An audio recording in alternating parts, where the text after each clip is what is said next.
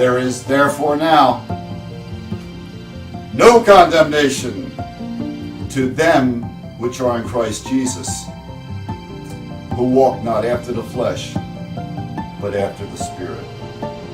For the law of the Spirit of life in Christ Jesus hath made me free from the law of sin and death.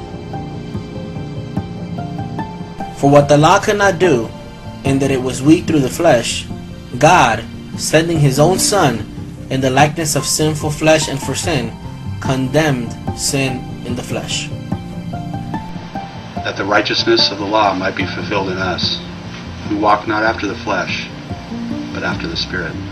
For they that are after the flesh do mind the things of the flesh, but they that are after the Spirit, the things of the Spirit. The mind of a sinful man is death, but the mind controlled by the Spirit is life and peace.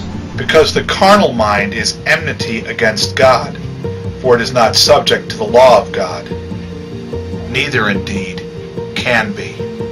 So then, they that are in the flesh cannot please God. But you are not in the flesh, but in the Spirit, if so be that the Spirit of God dwell in you. Now if any man have not the Spirit of Christ, he is none of his. And if Christ be in you, the body is dead because of sin, but the Spirit is life because of righteousness.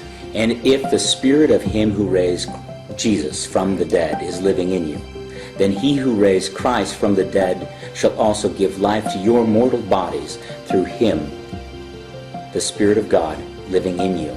Therefore, brethren, we are debtors, not to the flesh, to live after the flesh. For if ye live after the flesh, ye shall die. But if ye through the Spirit do mortify the deeds of the body, ye shall live. For as many as are led by the Spirit of God, they are the sons of God.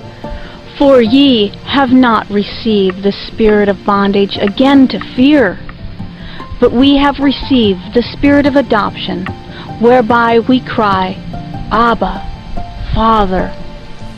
The Spirit itself beareth witness with our spirit that we are the children of God. And if children, then heirs, heirs of God, and joint heirs with Christ, if so be that we suffer with him, that we may be also glorified together.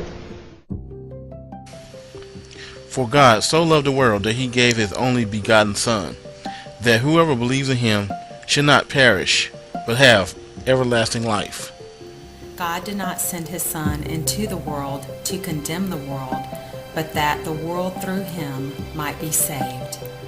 He that believeth on him is not condemned, but he that believeth not is condemned already, because he had not believed in the name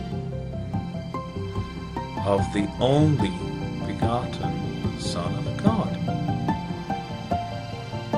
And this is the condemnation, that light is come into the world, and men loved darkness rather than light, because their deeds were evil.